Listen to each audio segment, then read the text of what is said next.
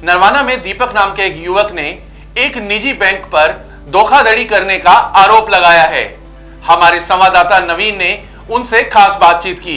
पूछ लेते हैं क्या पूरी बात है। नरवाना के एक युवक को एक निजी बैंक में पैसा ट्रांसफर करवाना उस समय महंगा पड़ गया जब उनका 58,000 रुपया किसी और के खाते में चला गया। 2 महीने चक्कर काटने के बाद उन्हें 48,000 रुपया तो मिल गया, लेकिन उनका 10,000 रुपया बैंक ने प्रोसेसिंग फीस कहकर काट लिया। दीपक नाम के इस पीड़ित व्यक्ति से हमारे संवाददाता ने बात की। अच्छा, कहाँ से और क्या नाम है पहले ये बताओ। मैं यहीं नरवाना से हूँ और मेरा नाम दीपक है। अच्छा, आपकी किस प्रकार से क्या पैसे डलवाने का था आपका काम और किस प्रकार से फ्रॉड हुआ? जी, जैसे मेरा भाई है छोटा, उसकी फुटबॉल की ट्रायल थी इटली में। अच्छा जी। तो हम लोगों को रजिस्ट्रेशन फीस जमा करवानी थी। अच्छा। तो हमें पता लगा कि भाई मुथूट फाइनेंस ये काम करता है। तो हम लोग इनके पास आए, हम लोगों ने डिटेल वगैरह दी इनको कि हाँ इस डिटेल में पैसे भेजने हैं। ठीक है, तो इन लोगों ने अपनी कोई अलग डिटेल बना करके इन्होंने गलत अकाउंट में पैसे ट्रांसफ़र कर दिए। ठीक है, तो फिर कहने के बाद हम लोगों ने जब सही अकाउंट इन लोगों को दिया तो इन्होंने मतलब कोई मॉडिफाई करके जो भेजते हैं, इनका जो प्रोसेस होता है इन्होंने मॉडिफाई करके भेज दिया। तो हम लोगों को इन्होंने 1 महीने तक मेंटली टॉर्चर किया। हम लोग 1 महीने तक यहाँ पे राउंड लगाते रहे। ये बोलते रहे कि नहीं हम लोग हमारी तरफ से पैसे जा चुके हैं, हमारी तरफ से पैसे जा चुके हैं।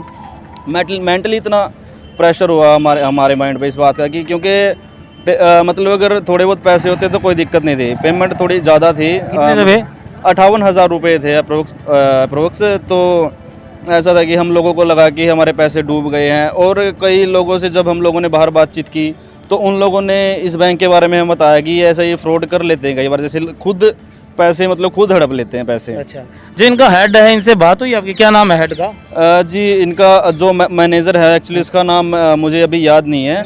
हाँ, उनका नाम मुझे ठीक से याद नहीं है। तो उनसे भी हम लोगों ने बात की और बाकायदा हम लोगों ने जो डिटेल दी थी, जैसे हम लोगों ने डिटेल दी थी, वो जो इनका मतलब जो एम्प्लॉय था उसको हमने डिटेल दी थी और उससे हमारी व्हाट्सएप पे भी चैट हुई है।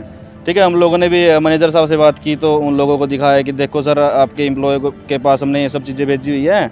तो इन्होंने फिर भी ये गलत भेज दिए हैं। तो वो मानने को तैयार ही नहीं है, नहीं बोला कि नहीं हम लोगों ने गलत नहीं भेजे हैं। नहीं, 58,000 रुपये जब आपने उनको दिए, जो डिटेल दी, क्या आपके हिसाब से वो जो डिटेल थी करेक्ट थी? हाँ, हमारे हिसाब से डिटेल बिल्कुल करेक्ट थी। हम लोगों ने उसे मैसेज करके भी कहा कि भाई हम लोगों ने ये डिटेल भेज दी, देख ले ओके है। अच्छा। उसने बोला हाँ ओके है, लेकिन उसे जब पैसे ट्रांसफ़र किए तो उसमें जो बेनिफिशियरी का नाम था वही गलत था। अच्छा। पहली बात तो ये है। अच्छा। हाँ जी, तो अभी वो अकाउंट में पैसे ट्रांसफ़र नहीं हुए, लेकिन इन लोगों ने हमें विश्वास दिला दिया 1 महीने के अंदर कि हाँ आपके पैसे ट्रांसफ़र हो चुके हैं। अच्छा। ठीक है, तो ये रिसिप्ट वगैरह हमें कोई दे नहीं रहे थे कि सक्सेसफुली ट्रांसफ़र हो गए है। बोलते कि नहीं इसकी रिसिप्ट नहीं होती, इसका जो स्विफ्ट नंबर होता है वो एक बार जनरेट होता है। ठीक है, मैंने बोला आपने मॉडिफाई करके जो भेजा उसका तो कोई रिप्लाई तो आया होगा भाई हाँ आपके सक्सेसफुली मॉडिफाई हो गया, नहीं हो गया है, आप उसका तो हमें कोई प्रूफ दो। रिसिप्ट तो देंगे। हाँ, तो उन्होंने हमें कोई रिसिप्ट नहीं दी।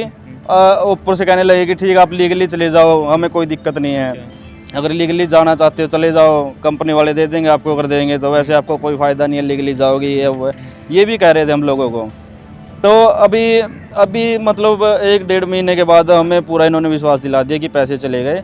लेकिन मैंने फ़ोन करके मैं पता करता रहा इन पे कि सर कोई मैसेज आया उनका कि पैसे रिसीव हो गए, वहाँ कोई मैसेज आया सर आपके पास? तो अभी कुछ दिनों पहले इन्होंने हमें बताया कि हाँ सर आपके पैसे रिफ़ंड हो गए हैं। अच्छा। हाँ, मैं बोला रिफंड मतलब वापस आ गए पैसे? हाँ, पैसे वापस आ गए हैं। तो इन लोगों ने हमें पैसे 48,000 रुपये रिफंड दिए। मैंने बोला हमारी क्या गलती भाई साहब ने 10,000 रुपये आप अपने हिसाब से आपने डिटेल सही दी? बिल्कुल सही दी। और पैसे आपने 58,000 रुपये दे दिए? बिल्कुल दिए, हाँ। लेकिन अगर आप सही डिटेल्स आपने दी है, हाँ। अगर आपके जो व्यक्ति जिसके पैसे खाते में आपने पैसे डलवाए अगर उनके खाते में चले जाते तो पैसे वापिस आपको जरूरत ही नहीं थी मांगने की। हाँ बिल्कुल, ठीक है। हाँ जी। और अगर वापिस आ गए हैं फिर क्या हुआ?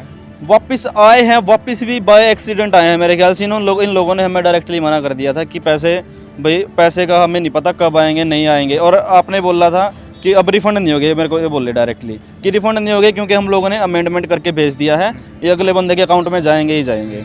तो मैंने इस बात पे भी इन लोगों से बहस हुई कि आप बोल रहे थे कि जाएंगे पैसे तो अब रिफंड हो गए हैं। ठीक है, तो मेरा इनसे ये सवाल है कि जब हमारी कोई गलती नहीं थी, इन लोगों ने हमें मेंटली टॉर्चर इतना किया। ठीक है, घर वालों को भी अलग से टेंशन की, हाँ पैसे वेस्ट चले गए। दूसरा भाई की टेंशन की, उसकी ट्रायल मिस हो गई वहाँ पे इटली में।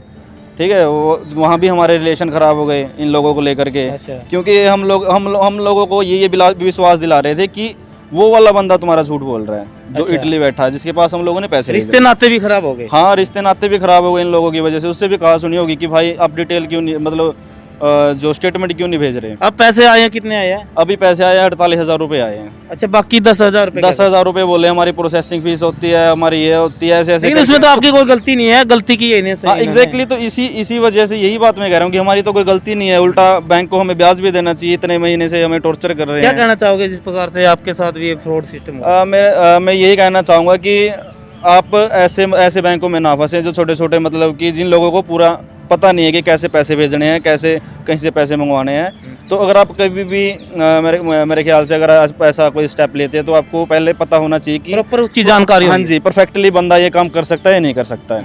ठीक है, धन्यवाद। Thank you. तो आपने देख लिया जिस प्रकार से ये व्यक्ति था, इसने बताया कि मैंने 58,000 रुपये, इनका रिलेटिव कोई बाहर रहता है, उसके खाते में डलवाए थे, लेकिन बैंकों की गलती के कारण वो किसी और के खाते में डल चुके थे। और अब जब बैंक ने उनको पैसे वापस मंगाया है तो 48,000 रुपये वापस मंगाए, यानी 10,000 रुपये इन्होंने फीस काटी है।